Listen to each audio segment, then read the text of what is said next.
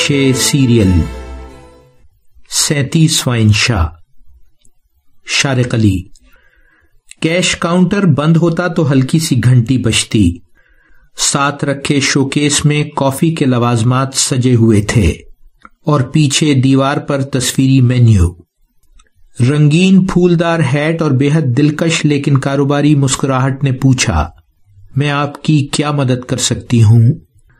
امریکہ کے سفر کا ذکر تھا اور بیان انکل پٹیل کا، سب ہمتن گوش تھے۔ انکل نے کہا، آرڈر دے کر سیڑھیاں اتریں اور تہخانے میں بنے نفیس ریستوران میں جا بیٹھے۔ دو دریاؤں یعنی پوٹومیک اور شیننڈوہا کے سنگم پر واقع ویسٹ ورجینیا کا یہ چھوٹا سا قصبہ ہارپرز فیری کہلاتا ہے۔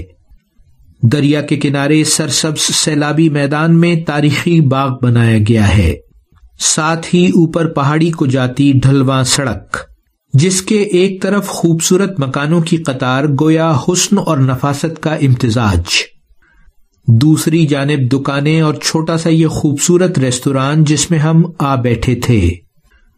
کچھ دیر پہلے دریا کے کنارے ٹہلتے ہوئے میزبان نے کہا تھا، سنو، لہریں سرگوشی میں اپنے ہیرو کا نام لے رہی ہیں، جان براؤن۔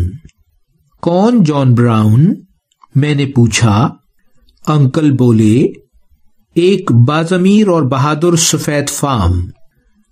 امریکی سول وار سے 1.5 سال پہلے 1859 میں اس نے سیاہ فام غلامی، جسے وہ گھناؤنا جرم سمجھتا تھا، کے خلاف پہلے تو کئی سال پرامن جدوجہد کی، پھر مایوس ہو کر ان مظلوم غلاموں کو مسلح کر کے عملی بغاوت کا منصوبہ بنایا۔ پہلا قدم ہارپرز فیری کے ہزاروں ہتھیاروں سے بھرے اسلحہ خانے پر قبضہ تھا۔ اس نے سوچا، غلام ہاتھوں میں ہتھیار آ گئے تو وہ اپنی جنگ خود لڑ سکیں گے۔ جنوب میں ان دنوں 40 لاکھ غلام تھے۔ اس کا خیال تھا کہ ایک دفعہ آزادی کی مسلح آگ بھڑک اٹھی تو پورا امریکہ اس لعنت سے آزاد ہو جائے گا۔ براؤن اور 21 ساتھی، جس میں اس کے 3 بیٹے سمیت 16 سفید فام اور 5 سیاہ فام شامل تھے، رات کی تاریکی میں اسلحہ خانے پر قبضے میں کامیاب ہو گئے۔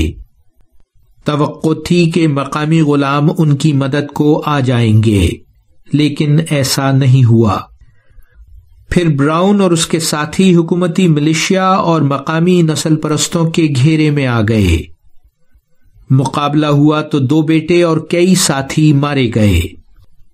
براؤن اپنے ایک بیٹے اور چند ساتھیوں سمیت ایک انجن روم میں مورچہ بند ہو گیا۔ گھیرا ڈالے ہوئے کمانڈر نے ہتھیار ڈالنے کا مشورہ دیا۔ براؤن کے انکار پر شدید حملہ ہوا اور وہ قید کر لیے گئے۔ مقدمہ چلا اور اسے 5 ساتھیوں سمیت، جس میں اس کا بیٹا بھی شامل تھا، باغی قرار دے کر پھانسی پر لٹکا دیا گیا۔ پھر یہ کہانی پورے امریکہ میں پھیل گئی۔ وہ اس جدوجہد کے پہلے شہید اور ہیرو بن گئے۔ ان کا خواب سب باضمیروں کے دل کی دھڑکن بن گیا۔ صرف 6 سال بعد امریکی خانہ جنگی کے نتیجے میں پورے امریکہ کے غلاموں نے آزادی حاصل کر لی۔